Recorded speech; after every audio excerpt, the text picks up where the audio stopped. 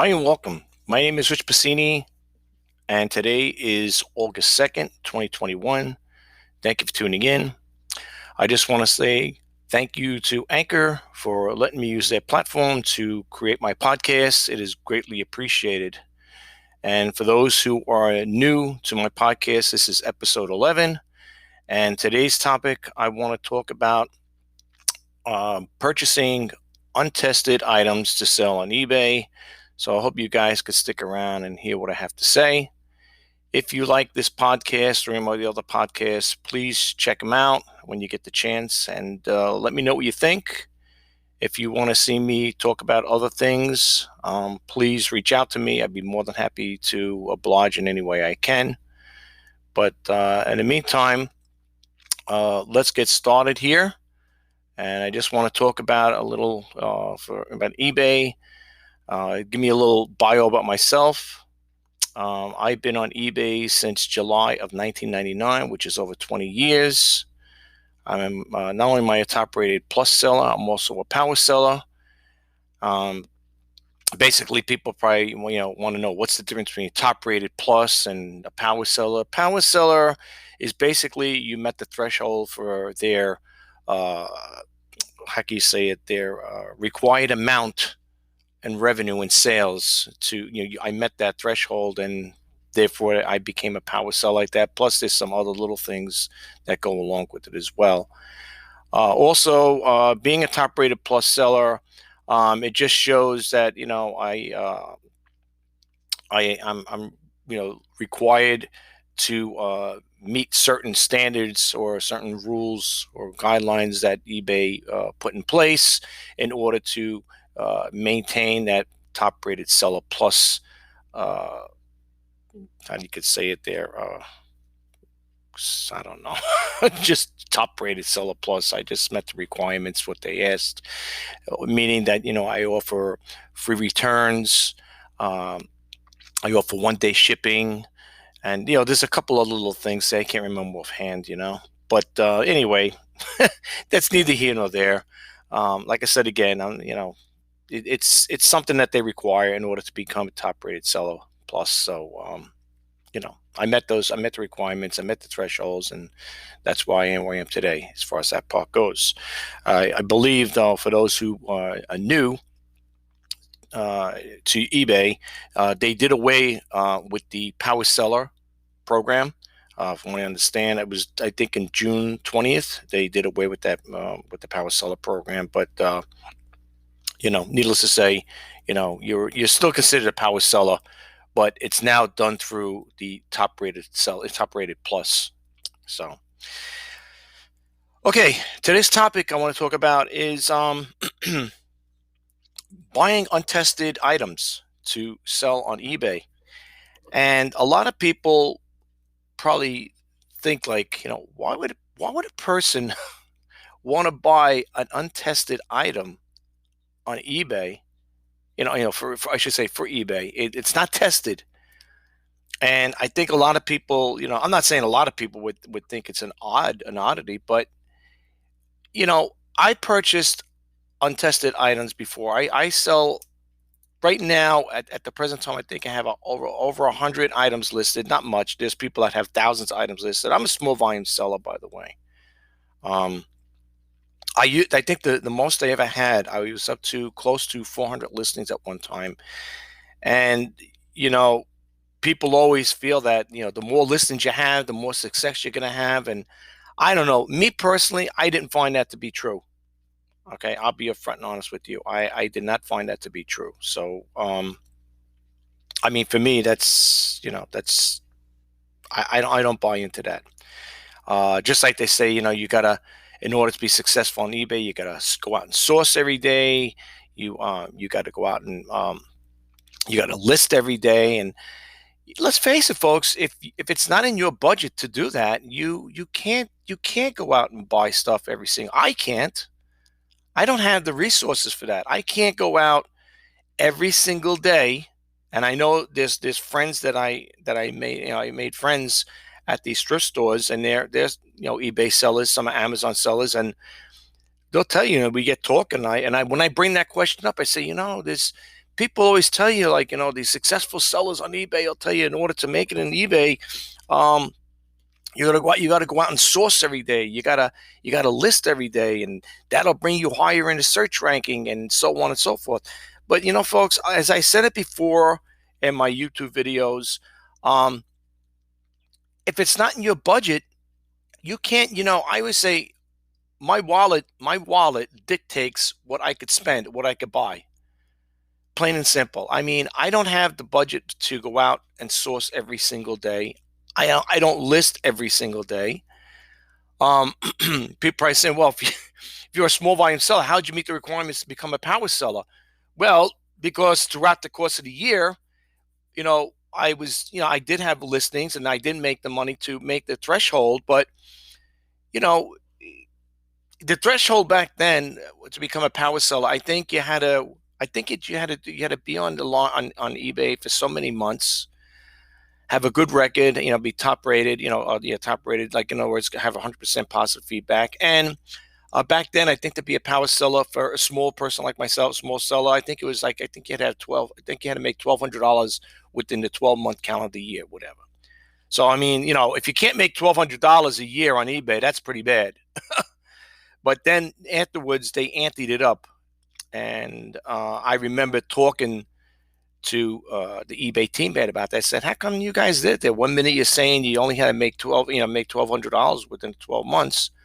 And now you anteed up to 35 or whatever, 3,000, 3,000 plus, I think. And they said, well, it's a challenge. We figured, if you could do that, you could do this amount. So, if you meet that, like I said again, if you met that threshold, you became a power seller.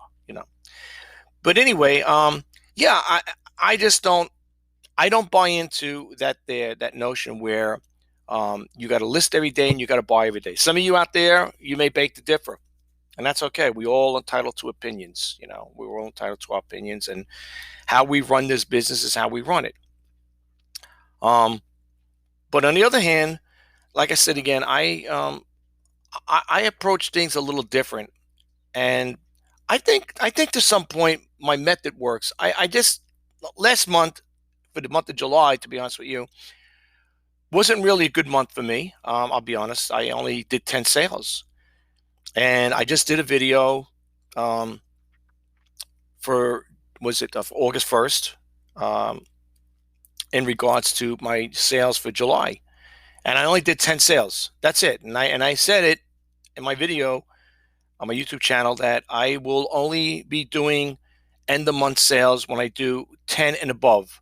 I'm not going to sit there if I did 3 and say, oh, my end of month sales for such and such a month was only 3. I'm not going to do that.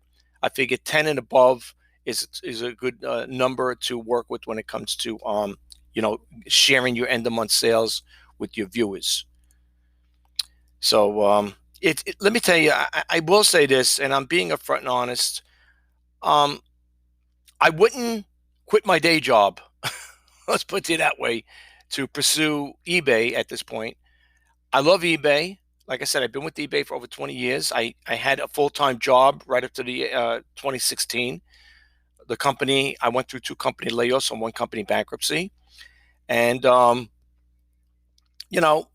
it stunk because I tell you the truth, I was doing eBay as a hobby, a part-time hobby. It turned out to be a part-time. Now it's a full-time hobby.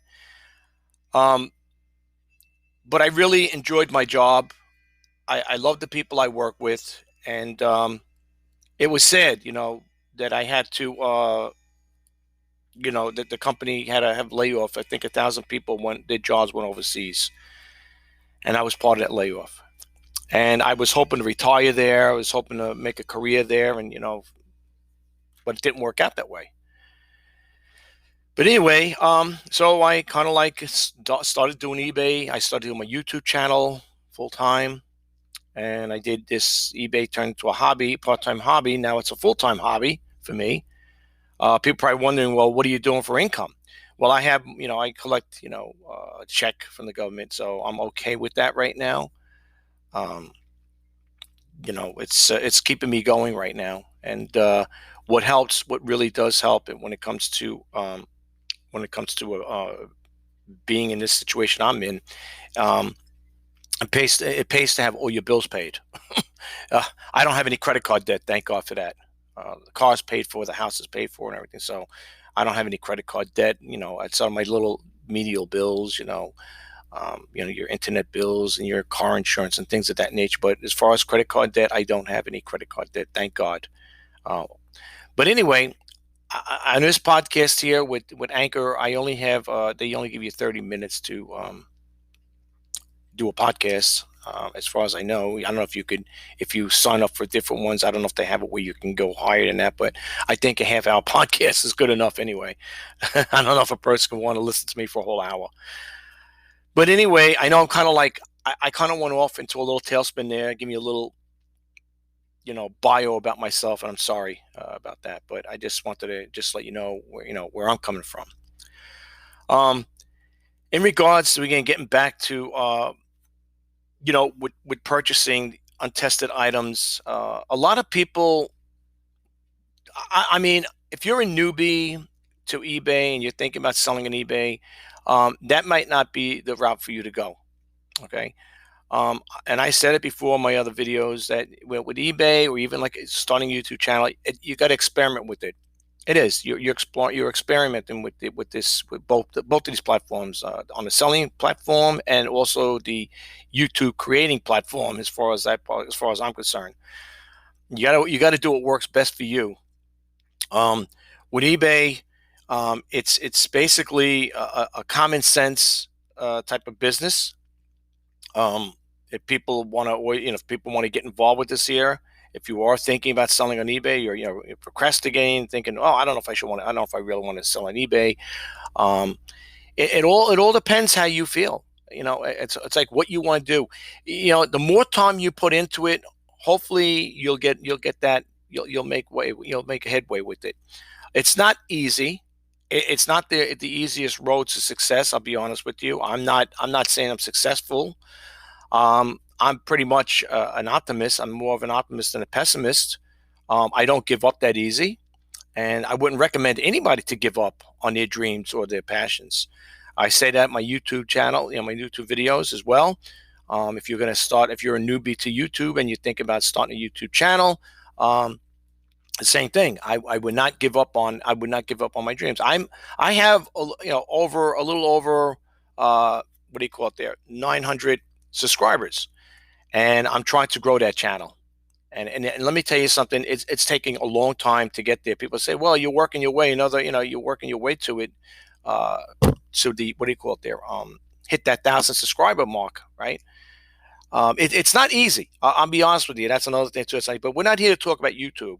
We're here to talk about eBay. But anyway, so getting back to the buying untested items, merchandise to sell on eBay. I did a video about that, and my thing is this. My take is this.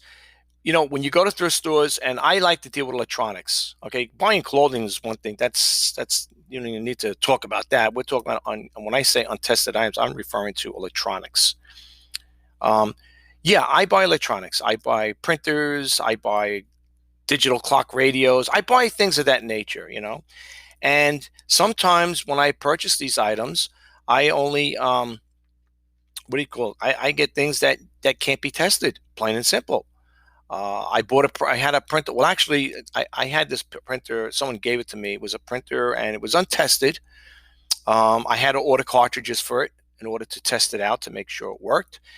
And it's nice and clean. It's a nice, clean printer. And I thought, hey, this thing will definitely sell, and it probably would sell. But the only problem was there was no way to test it. It had no ink cartridges in there. So what I had to do is I went on eBay and I ordered ink cartridges, brand new ink cartridges for this printer. I installed it. I was going to do a demo video and show show people how to set it up and where to go to get the software drivers and print out a manual and so on and so forth. And it turns out to be that the printer, the carriage, the ink carriage, where you put the ink in there, it would get jammed. It was jamming. So therefore, I had to put that printer up for parts on eBay. Now I'm getting watches. I'm not watches. I'm getting views I mean, I have a one watcher on it, but some people, uh, if you're a printer technician and you know how to fix these things, it could be something really minor.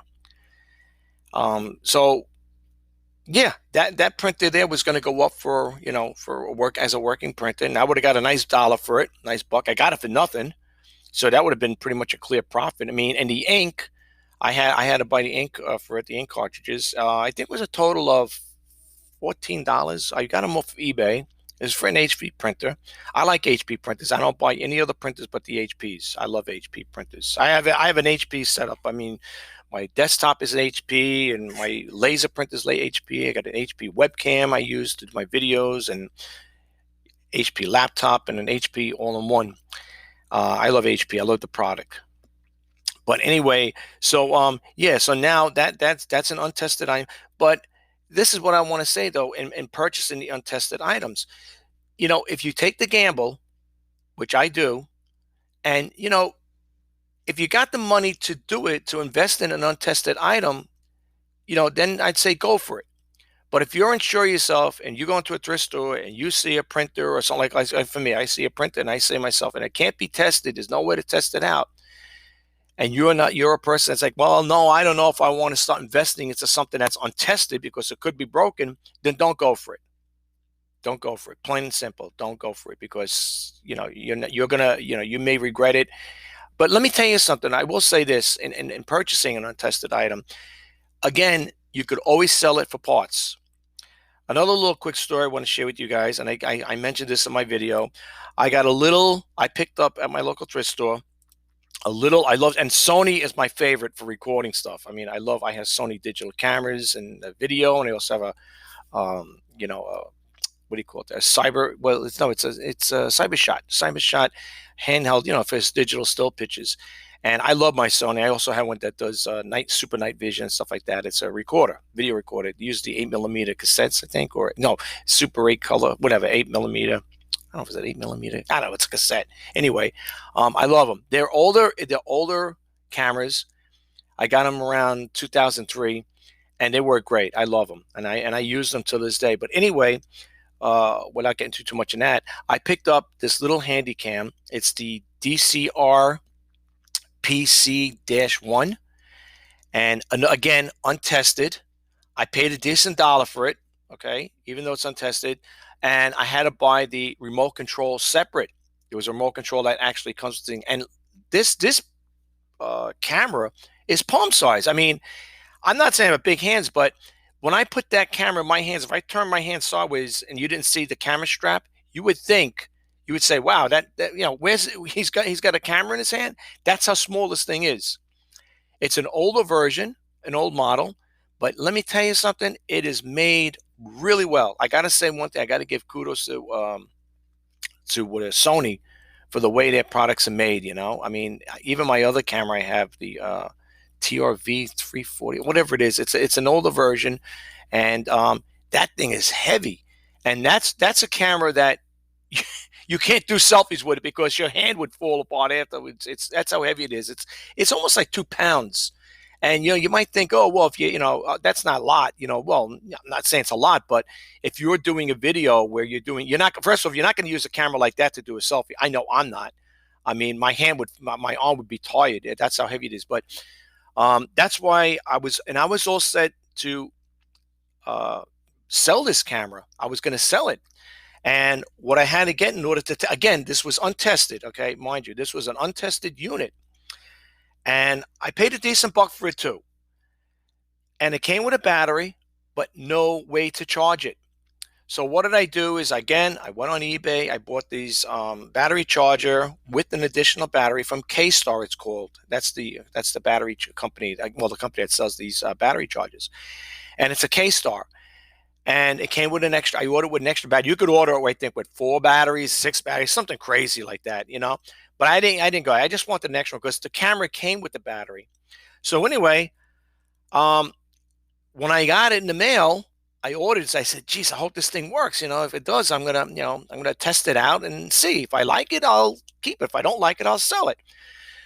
So I wait about a week, and the charger comes in with the new battery, and I charged it up. It took hours to charge it. Believe it or not, they say it takes so many hours to charge the battery. They ain't kidding. I think I had it charging for about what, almost, I don't know, 4 or 5 hours, maybe even longer. But anyway, so I waited very patiently, and I pop it in there, and I said, "Oh, here we go to test the time, right? Test the faith is. Let's see if it works." It's an untested camera. I don't know if it's going to work. It might be a no-show. So I put the battery in there, and lo and behold, it powered on. I tested. I tested everything out. I have a data link. Well, not a link. I have a special cable that works with these older cameras where you could plug in. It's a USB thing. I think it's called Diamond. The company is, I think, Diamond that puts it out. And what you do is you would plug this into your camera, and then you plug the USB into your computer, and it'll automatically, you could upload it. I use Filmora X and Filmora the 8.76 version to do my video editing. And but I have this funny. Filmora will not recognize the camera, so in order for me to do the uploads to get it onto Filmora, I use CyberLink Power Director 14. I have to go into that program, plug it in to use the capture feature in CyberLink Power Director, Power Director 14.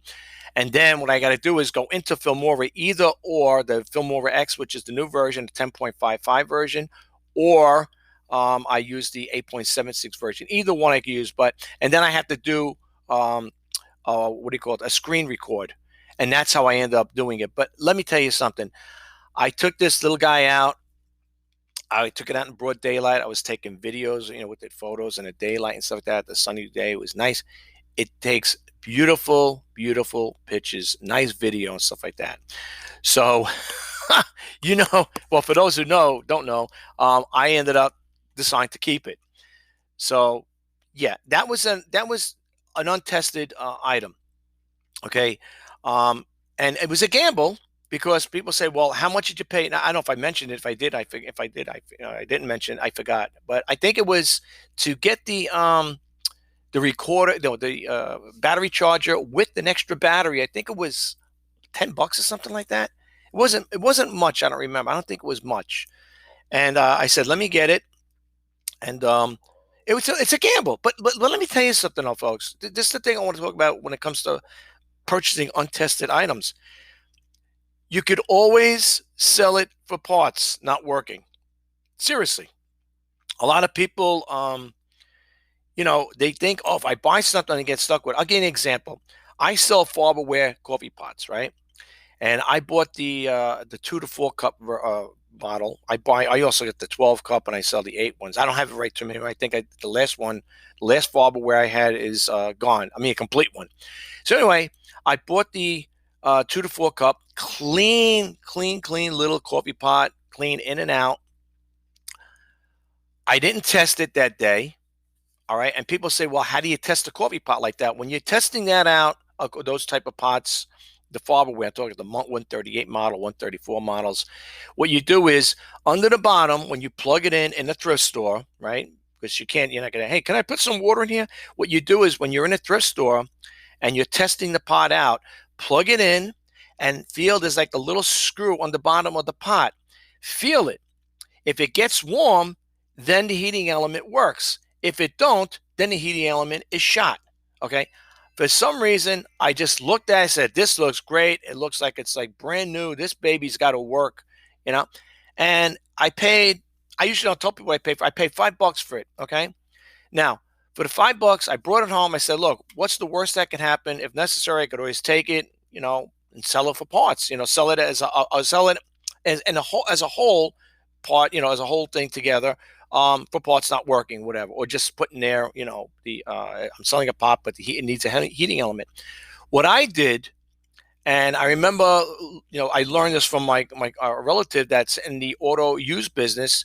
When you sell your car to the used guys, the junkies they call them, whatever, junk parts, whatever, when they buy those cars off of you and they give you, like, I sold an old car, a 1992 car back then, and it was being, I sold, they gave me $500 for it. Now, when they get that car, the car is worth more money in parts than it is as a whole, right? They sell the fenders, they'll sell the quarter panels, the seats, the interior, whatever, the rims, the engine and the transmission. So by the time they get through with that car that they gave you $500 for, they're probably going to make $3,000 or $4,000. It depends on how they price it. I don't know the pricing of it. I'm not in that business. But I use that same analogy for the little coffee pot I picked up. I said, listen, I could sell it as a whole and just say it needs a heating element, and someone could buy the whole pot as it is and put the heating element. All right. I decided to take it apart. I sold the stem where it holds the coffee basket. And I have people looking at the lids. I'm basically selling it in parts. And I already had made my money and then some back just from selling the stem. Okay.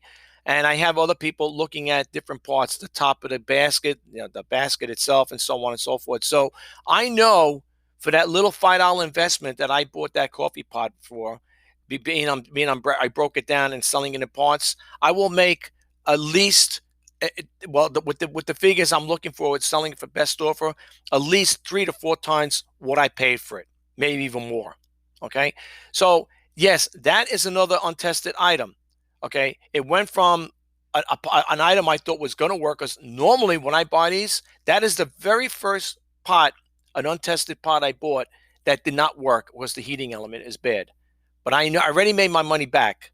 Okay, so yeah, so basically I bought 2 untested items: the Sony Handycam camcorder and that pot. And the printer, like I said again, that HP printer I got for nothing. So I have 3 untested items. One I'm keeping, which is the Handycam, and the other one is the pot, which I had to break down in parts, and I already made my money back. So I'm not worried about that. And the printer, I thought it was going to work. It's clean. It looks like brand new. It's up on eBay right now. And I got that untested.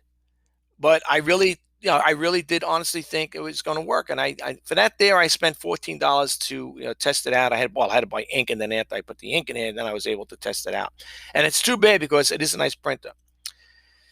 So, long story short, for those who are listening to this podcast, if you're wondering what my answer is going to be as far as like buying untested items for eBay, and this is my own personal opinion, you could take it for what it's worth, I would definitely continue to do that, with the notion that even though you're buying something that's not working, you could sell it for parts. Okay, and you most likely will make your money back by selling it for parts. Seriously. So yeah, as far as that part goes, I mean, if you and do it only if you feel comfortable. All right. Do it only if you feel comfortable. If you don't feel comfortable and you're saying, I don't want to put money into it, I want something that's going to work so I could take it home, clean it, take photos, and put it up on eBay. That's it. I don't want to be bothered ordering parts and this, that, and the other thing to make a sale. Then don't do it.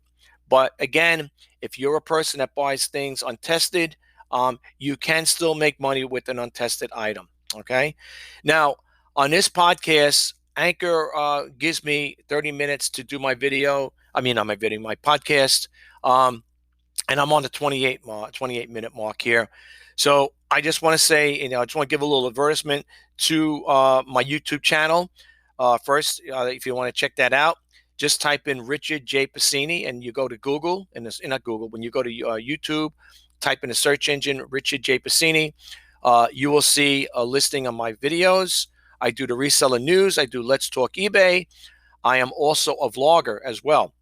And if you want to get an idea about what I'm selling on eBay, my eBay user ID is shop-rjpacini-4-great-deals. Check it out. Check my listings out if you get a chance. I have been accepting a lot of best offers. Okay, and as long as they're reasonable, I will accept them.